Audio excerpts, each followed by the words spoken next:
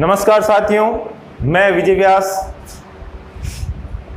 आप सभी को बाल विद्या मंदिर के इस ऑनलाइन प्लेटफॉर्म पर हार्दिक स्वागत करता हूं। जैसा कि विदित है सभी को कि इस कोविड महामारी के कारण हम ऑफलाइन क्लासेस नहीं ले पा रहे हैं। स्कूल प्रशासन ने बच्चों के हित को ध्यान में रखते हुए ऑनलाइन क्लासेस चलाने का निश्चय किया है और YouTube ऑनलाइन प्लेटफॉर्म पर आप सभी को सभी कक्षाओं के जहाँ तक संभव हो सके आपको वीडियो दिए जाएंगे। मैं आप सभी को सामाजिक विज्ञान विषय से रूबरू करवाऊंगा।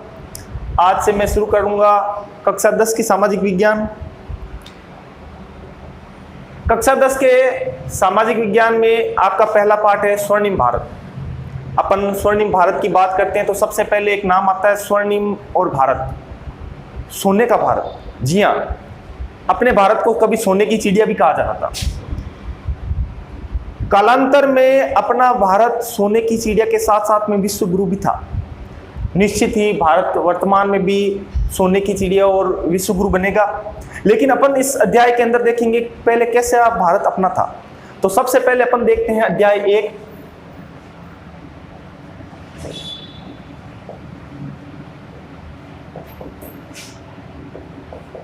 स्वर्णिम भारत।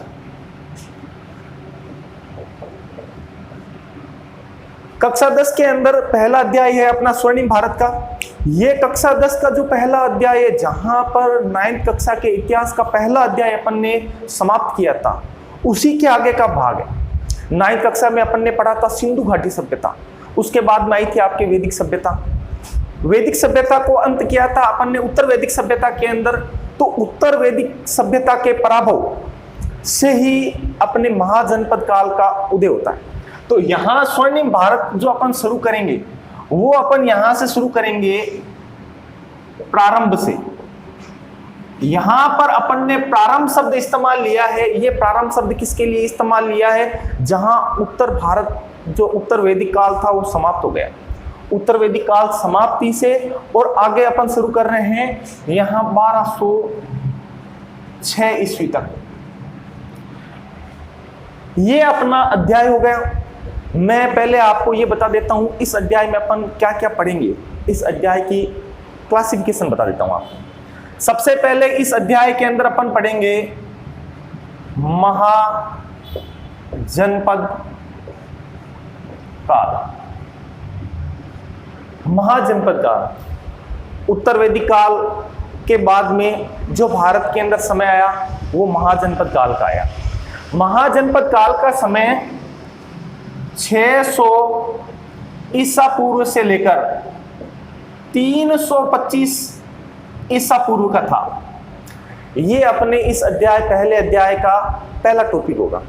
इस अध्याय के अंदर महाजनपद के अलावा अपन राजस्थान के महाजनपद और जनपदों की चर्चा करेंगे। राजस्थान में कहां अवस्थित थे, इनकी राजधानियां कहां पर थी, कैसा शासन हुआ करता था उस समय। उसके अलावा दूसरा जो टॉपिक आएगा अपने इसी अध्याय का, उसके अंदर मूल रूप से अपन बात करेंगे मौर्य काल की, गुप्त काल की, चोल और चालुक्य की। लेकिन इसी के साथ में कुछ और भी इसके साथ में राजवंश आएंगे, जिसके अंदर शुंग वंश आएगा, सातवाहन वंश आएगा, पल्लव वंश आएगा, गोल वंश आएगा, गुप्त वंश आएगा, राष्ट्रकूट वंश आएगा और प्रतिहार वंश आएगा। इसके अंदर मौर्य, गुप्त, चोल और चालुक्य महत्वपूर्ण वंश रहेंगे। और इसी अध्याय का सबसे अंतिम टॉपिक रहेगा आपके जो बाह्य आक्रमणकारी है। प्रारंभिक जो काल था अपना, उसी समय भी अपने यहाँ पर बाहरी आक्रमणकारी आए थे। तो 3 प्रमुख जातियां थी जब अपने यहाँ पर बाहरी आक्रमणकारी होते थे, शक, हूण और कुषाण। ये तीनों जातियां हमारे यहाँ पर बाह्य आक्रमणकारी थी। और यहाँ पर बाह्य आक्रमणकारी के साथ साथ एक और टॉपिक पढ़ेंगे, आत्मसातीकरण। आत्मसातीकरण का तात्पर्य है बाहर से आक्रमण के लिए आए थे लेकिन यहीं के होकर रह गए उन्होंने यहाँ अपनी भारतीय संस्कृति का आत्मसात कर लिया, और भारतीय संस्कृति ने भी वहां पर जो संस्कृति वो लेकर आए थे उसका आत्मसात कर लिया। तो हम तीसरी चीज पढ़ेंगे, बाह्य आक्रमणकारी और आत्मसातीकरण। इसके संदर्भ में अपन 3 जातियों की बात करेंगे, शक, हूण और कुषाण। ये अपना पहला अध्याय रहेगा 10वीं कक्षा के सामाजिक विज्ञान के अंदर, पहले पार्ट का ये आपके क्लासिफिकेशन हो गया। स्टार्ट करेंगे अब यहां महाजनपद काल से। सबसे पहले महाजनपद काल के, तो आज अपन यहां से शुरू करते हैं महाजनपद काल से 600 ईसा पूर्व से लेकर 325 ईसा पूर्व तक। चलिए,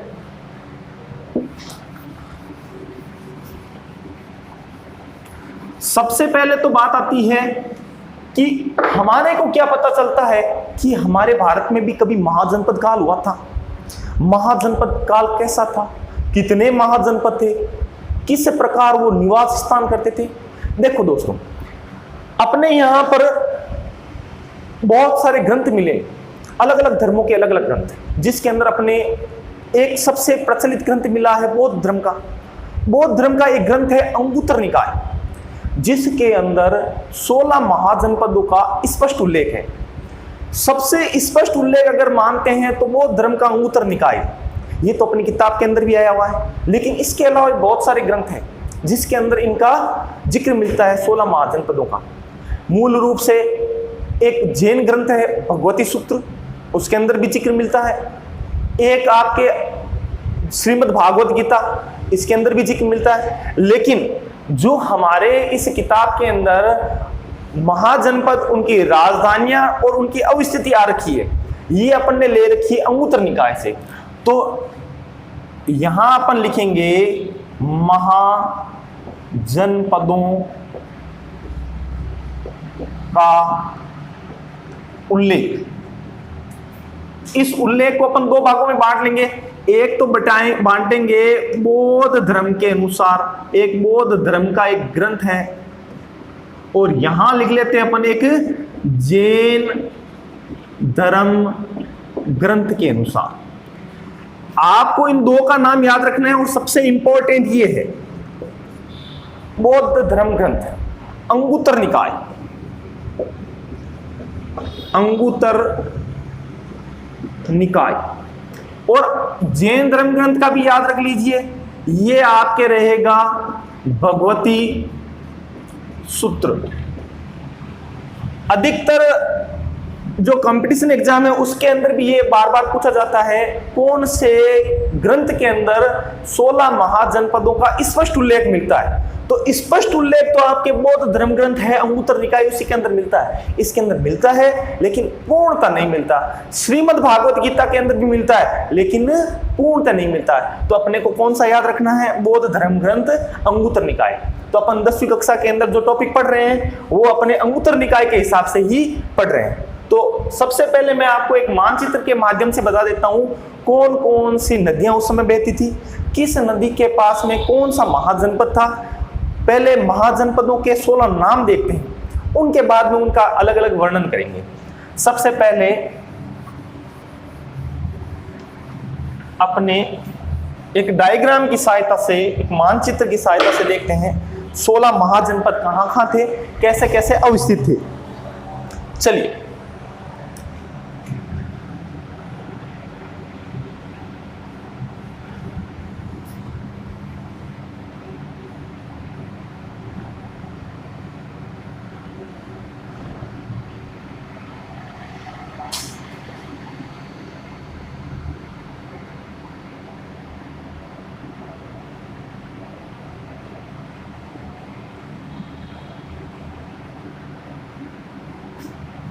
ये लगभग अपना एक भारत का नक्शा बन चुका है।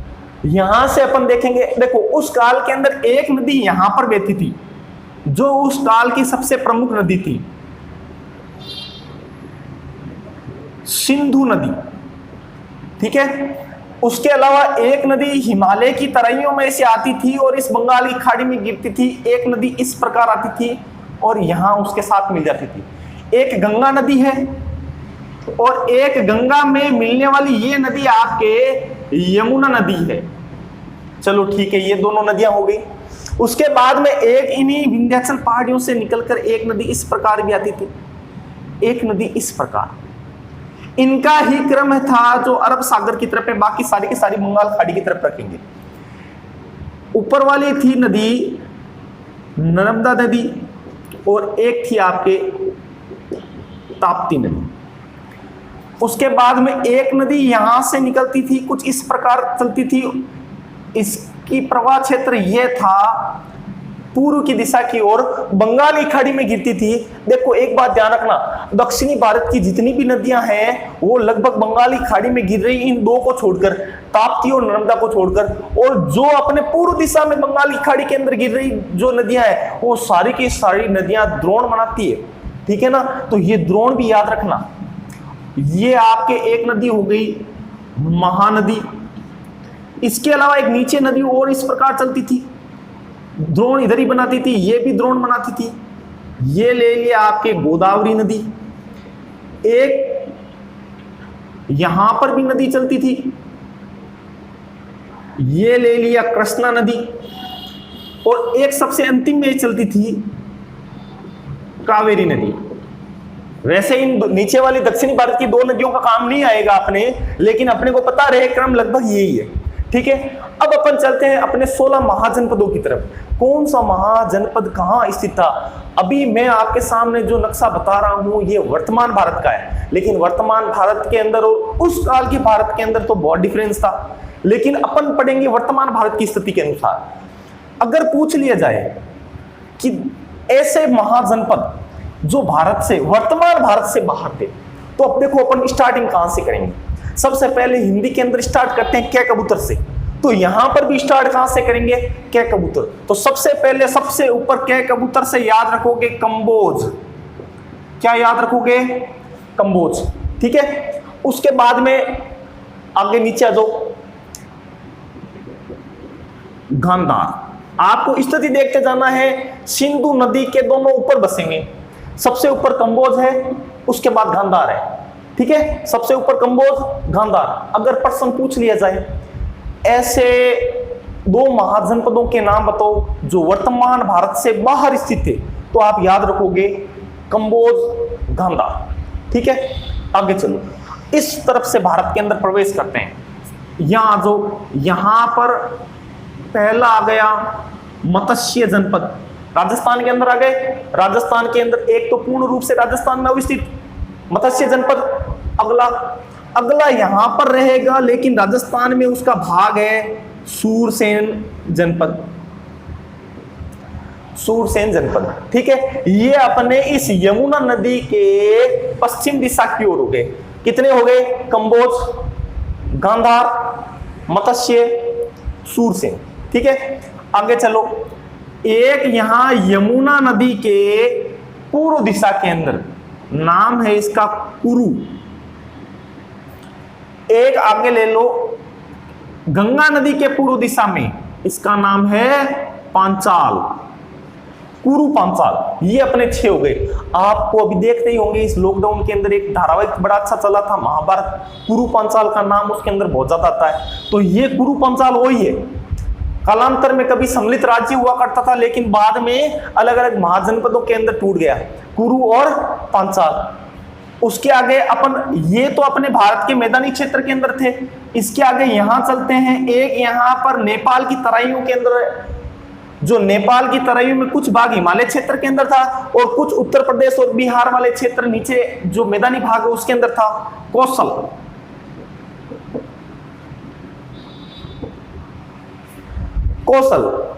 कौशल नरेश किसे कहा जाता था?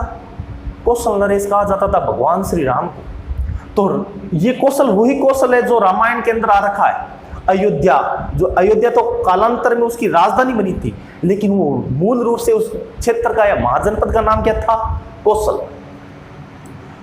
उसके बाद में यहां पर एक और हिमालय की तराई के अंदर आता है, इसका नाम है आपके मल। हिमालय की तराइयों में आने वाला जो अंतिम क्षेत्र है वो आपके रहेगा वज्जी।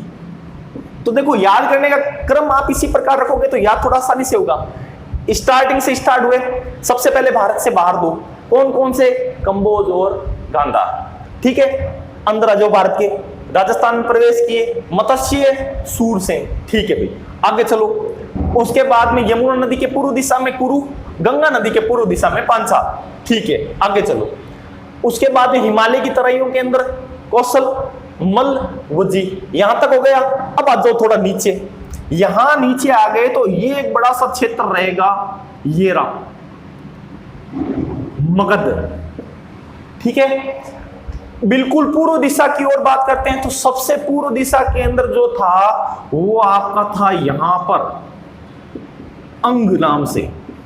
आपने भी रामायण के, महाभारत के अंदर सुना ही होगा अंगराज कर्ण, ये वही अंग है। अंगराज कर्ण ये वही अंग है जो महाभारत काल के अंदर था और महाजनपद युद्ध और महाभारत युद्ध के अंदर भी प्रयोग में आया था। तो ये अंग हो गया। मगध जो गंगा नदी के ऊपरी क्षेत्र के अंदर भाग था, गंगा नदी के नीचे वाले भाग में यहां पर एक जनपद था काशी, ये लो काशी हो गया। उसके बाद में एक दोआब क्षेत्र था, गंगा यमुना का दोआब क्षेत्र। दोआब क्या होता है, जहां पर दो नदियों के बीच की भूमि होती है वो दोआब क्षेत्र कहलाया जाता है। ये यहां पर, यहां इस दोआब, ये यमुना नदी है और ये आपके आ रही है गंगा नदी, इन दोनों के बीच का क्षेत्र था, ये कहता था वत्स। ये क्या कहलाता था, वत्स कहलाता था, वत्स। उसके बाद में नीचे यमुना नदी, यमुना नदी के जो आपके दक्षिणी पश्चिम क्षेत्र के अंदर एक और यहां पर था, वो था आपके चेदी। कौन सा था, चेदी। वापस कंबोज, गांधार, बार, मत्स्य, सूरसेन, राजस्थान, कुरु, पांचाल, गंगा यमुना का पूर्व क्षेत्र, तीन क्षेत्र नेपाल की तराइयों के अंदर, कौशल, मल, वज्जी। ठीक है, उसके बाद नीचे आ गए मगध, मगध से नीचे काशी और पूर्व के अंदर अंग आ गया, दोआब क्षेत्र में वत्स आ गया और नीचे के क्षेत्र में चेदी आ गया। एक और याद रखना है, दक्षिणी भारत का एकमात्र महाजनपद, दक्षिणी भारत का एकमात्र महाजनपद जो आपके गोदावरी और ताप्ती नदियों के समीप था, अस्मक। क्या नाम है उसका, अस्मक। ये मध्य भारत के अंदर आ जाएगा अवंती।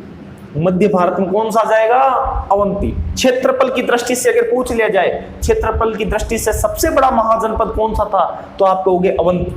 दक्षिणी भारत का एकमात्र महाजनपद कौन सा था, अस्मक। ये हो गए अपने 16 महाजनपद। 16 महाजनपदों की आपको स्थिति समझ में आई होगी। मैं एक बार एक एक महाजनपद को वापस लेकर बोलता हूं और वापस स्थिति देखने की कोशिश करना बहुत ध्यान से। इसका 16 महाजनपद आपको स्थिति से ही याद होंगे। आपको अगर स्थिति याद है, इसके बाद में ये महाजनपद आएगा तो आराम से याद हो जाएगा, आपको कुछ भी करने की आवश्यकता नहीं रहेगी। देखो वापस, सबसे पहले स्टार्टिंग के कबूतर से स्टार्ट करते हैं। यहाँ पर भी किससे स्टार्ट करेंगे, एक एक कबूतर से। क्या नाम आ गया, कंबोज। ठीक है भाई, कंबोज हो गया। कंबोज के बाद में, कंबोज कहाँ है, सिंधु नदी के ऊपर वाला क्षेत्र है। सिंधु नदी के जस्ट पास वाला क्षेत्र कौन सा रहेगा, गांधार। चलो गांधार भी हो गया। उसके बाद में नीचे आ जाओ, राजस्थान में प्रवेश कर जाओ। राजस्थान में प्रवेश करते राजस्थान जो पूर्णतः राजस्थान में स्थित है, उसका एक भी क्षेत्र बाहर नहीं है, वो है आपका मत्स्य। ठीक है, मत्स्य भी हो गया। एक आगे राजस्थान का एक और यहाँ पर सूरसेन। 10वीं की किताब के अंदर एक नाम नहीं आया हुआ है, एक और है कुरु। कुरु केवल एक ही क्षेत्र, अलवर क्षेत्र के अंदर लगता था, लेकिन आपके 10वीं की किताब के अंदर राजस्थान के महाजनपद 2 ही बताए गए हैं, मत्स्य और सूरसेन। चलो अपन 2 ही याद कर लेते हैं, मत्स्य और सूरसेन हो गए राजस्थान की। अब आ जाओ गंगा और यमुना नदी के पूर्वी क्षेत्र के अंदर। गंगा नदी का पूर्वी क्षेत्र कौन सा आ गया, गंगा नदी का पूर्वी क्षेत्र आपके आ गया कुरु।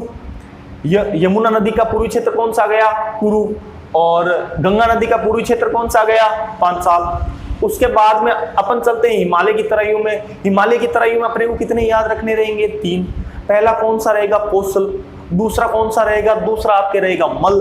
तीसरा कौन सा रहेगा? वजी। ठीक है भाई, याद हो गया। वजी से नीचे आ जाओ। वजी से जो आपके जो भारत के अंदर, उत्तरी भारत के अंदर जहां पर मैदानी क्षेत्र मिलेगा वो मिलेगा मगध का। तो मगध आ गया यहाँ पर मैदानी क्षेत्र के अंदर। चलो ठीक है, मगध हो गया। अब सबसे पूर्व की ओर चल जाओ। सबसे पूर्व के अंदर कौन सा मिलेगा? अंग। ठीक है, अंग भी हो गया। अंग के बाद में ये मगध तो है अपनी इस गंगा के ऊपर का क्षेत्र। गंगा के नीचे का क्षेत्र जो अपन कहते हैं दक्षिण का क्षेत्र, वो कौन सा मिलेगा अपने को? काशी का। ये काशी हो गए। काशी के बाद में अपन गंगा और यमुना के दो आप क्षेत्र में चलते हैं। दो नदियों के बीच के क्षेत्र में अपने को मिलेगा वत्स। उसके बाद में वत्स के नीचे का क्षेत्र आ जाएगा चेदी। चेदी के बाद में चलेंगे सीधा दक्षिणी भारत के अंदर। अपन दक्षिणी भारत के अंदर कहेंगे एकमात्र महाजनपद। दक्षिणी भारत का एकमात्र महाजनपद कौन सा रहेगा? अस्मक। उसके बाद में मध्य भारत के अंदर आएंगे अवंती। एक बार स्क्रीनशॉट ले लो जिससे आपको थोड़ी सी आसानी रहेगी। चलो अब देखो, ये तो आपका सारा हो गया महाजनपद। अब इन 16 महाजनपदों को बहुत सारी ट्रिक भी है, लेकिन मैं कहता हूं आप एक मानचित्र लीजिए, आप खुद ड्राइंग कीजिए और उसके बाद में इसी प्रकार बनाने की कोशिश कीजिए। आपको 1-2 दिन में ये पक्का याद हो जाएगा, कभी नहीं भूलोगे। ठीक है, तो ये तो हो गया आज का टॉपिक। कल अपन एक टॉपिक लेंगे इसकी राजधानियों का। अपन इसकी राजधानियों की बात करेंगे। आपको अब स्थिति समझ में आ चुकी है। कल अपन इनकी राजधानियों की बात करेंगे, क्योंकि 10वीं बोर्ड के अंदर बार बार प्रश्न पूछा जाता है 1 नंबर का कि इस क्षेत्र की राजधानी कहाँ है। एक नाम दे दिया जाएगा, इसकी राजधानी कौन सी है ये पूछ लिया जाएगा। तो अपन इनकी 16 की 16 महाजनपदों की राजधानी देखेंगे। वो देखेंगे हम अगले वीडियो में कल।